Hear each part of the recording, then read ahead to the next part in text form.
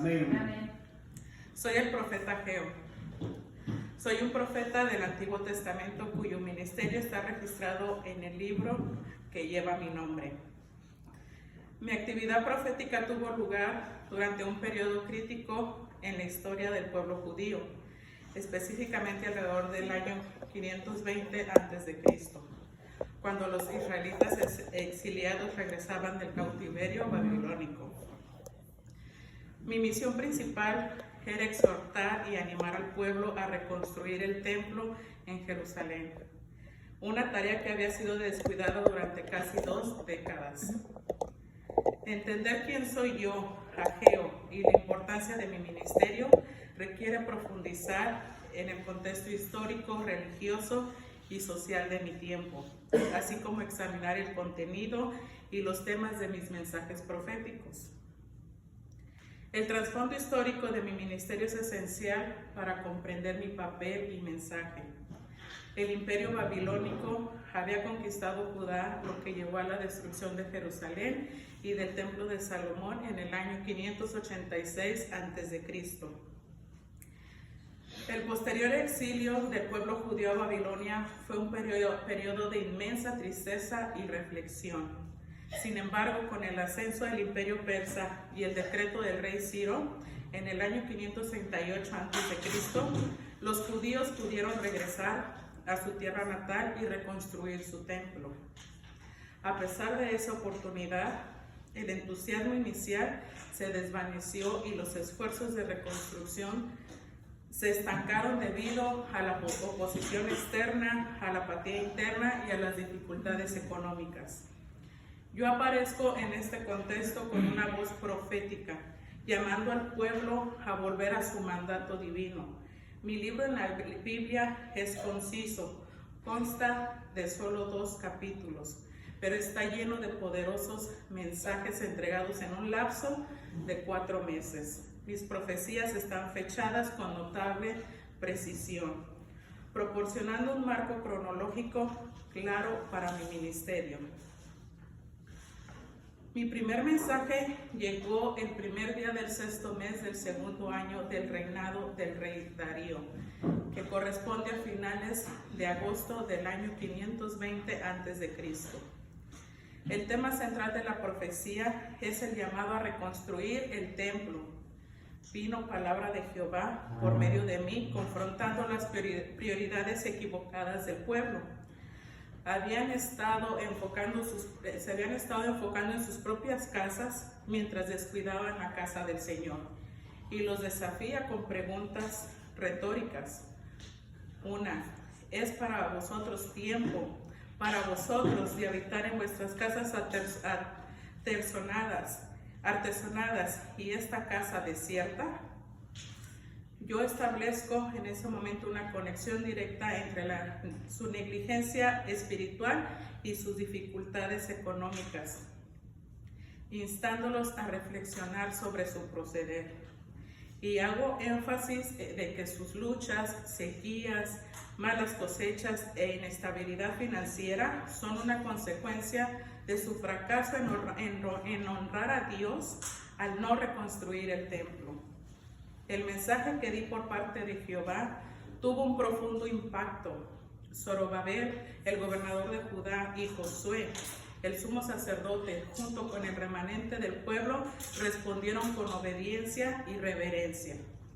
Reanudaron el trabajo en el templo y yo, por mandato de Jehová, les di un mensaje de aliento, asegurándoles la presencia de Dios. Yo estoy con vosotros, dice Jehová. Esta seguridad fue crucial, ya que recordaba al pueblo que sus esfuerzos no eran en vano y que el favor de Dios estaba con ellos. En mi segundo mensaje, entregado en el 21º día del 7º del mes, abordo el desánimo que surgió entre el pueblo al comparar los cimientos del nuevo templo con la grandeza del templo de Salomón. Los animé recordándoles la promesa de Dios: sean fuertes todos ustedes, pueblo de la tierra, dice Jehová, manos a la obra, que yo estoy con ustedes. Mi mensaje alentó a trabajar al pueblo sin temor porque Dios estaba con ellos. Esto hizo que hubiera un gran entusiasmo por el trabajo. Por otro lado, el templo de Salomón era en todo su esplendor y gran gloria, y ahora el pueblo trataba de reconstruir un montón de ruinas. En el templo de Salomón había enormes cantidades de plata y oro. Era realmente asombroso. Pero ahora los exiliados reconstructores no tenían nada de eso, nada de esos lujos. Ellos no tenían nada para hacer que el templo que estaban reconstruyendo fuera igual de asombroso y hermoso como el de Salomón. Pero se animaron de manera increíble cuando dije: mía es la plata, mío es el oro, dice Jehová de los ejércitos. Todo esto demuestra que Dios estaba con ellos, y profeticé que la gloria del templo posterior superaría a la del anterior, y que en ese lugar Dios daría paz. Mi tercer mensaje fue entregado en el 24º día del 9º mes. Trata sobre el tema de la pureza y contaminación. Utilizo una serie de preguntas para ilustrar que mientras la contaminación se transfiere fácilmente, la santidad no. Empecé con unas preguntas a ciertas personas del pueblo, a los sacerdotes. Les hice 2 preguntas. La primera tiene que ver con la santidad de ciertos objetos dedicados a Dios. Si la carne santificada toca alguna cosa común, ¿se convertirá lo tocado en santo? La respuesta de los sacerdotes fue no, y estaban en lo correcto. Luego les hice la segunda pregunta. Si una persona inmunda toca cualquier cosa, ¿la convertirá en inmunda? La respuesta de los sacerdotes fue clara. Pero luego de esas preguntas, Dios aplica estas verdades al pueblo de Israel. Y respondí y dije: así es este pueblo y esta gente delante de mí, dice Jehová. Y asimismo toda obra de sus manos, todo lo que aquí ofrecen, es inmundo. ¿Qué es lo que estaba pasando en Israel? Sucedía que, si bien el pueblo estaba echando manos a la obra en el templo, su corazón no era puro delante de Dios. A decir verdad, las 2 preguntas de Dios nos enseñan un par de verdades interesantes. En primer lugar, que la santidad no se hereda o se impregna de persona a persona. Pero en cambio, cuán fácil es que lo inmundo se le pegue a uno. La inmundicia, como los malos pensamientos, las malas obras, las malas intenciones del corazón, etc. Por más que Israel estuviera siguiendo sus rituales y estuvieran haciendo obras que a primera vista uno pensaría que su corazón era recto, Dios los desenmascara y les dice que los rituales, los sacrificios, las buenas obras de ellos son inmundicia. Ninguna acción puede santificar o purificar el corazón. Esta analogía sirvió para que meditara el pueblo que su negligencia anterior había contaminado su trabajo y sus ofrendas, pero ahora, con su renovada obediencia, Dios los bendeciría a partir de ese día.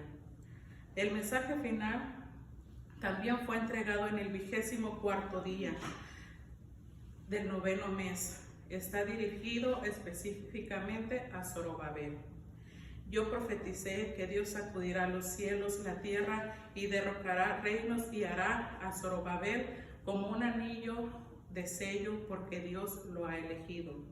Esta profecía tiene matices mesánicos, ya que Zorobabel es descendiente de David, y la promesa del anillo significa la fidelidad del pacto de Dios y el futuro establecimiento del reino mesánico.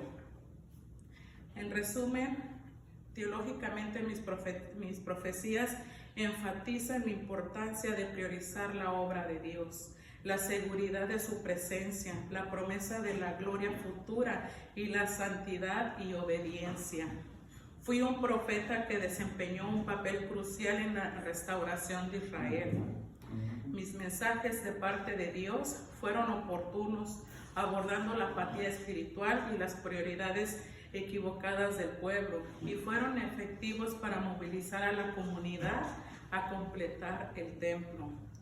Las profecías no solo tuvieron relevancia inmediata, sino que también apuntaron a la futura esperanza del plan redentor último de Dios. Mi ministerio sirve como un poderoso recordatorio de la importancia de alinear nuestras vidas con los propósitos de Dios, la seguridad de su presencia en nuestros esfuerzos y la esperanza de la gloria futura a través de sus promesas.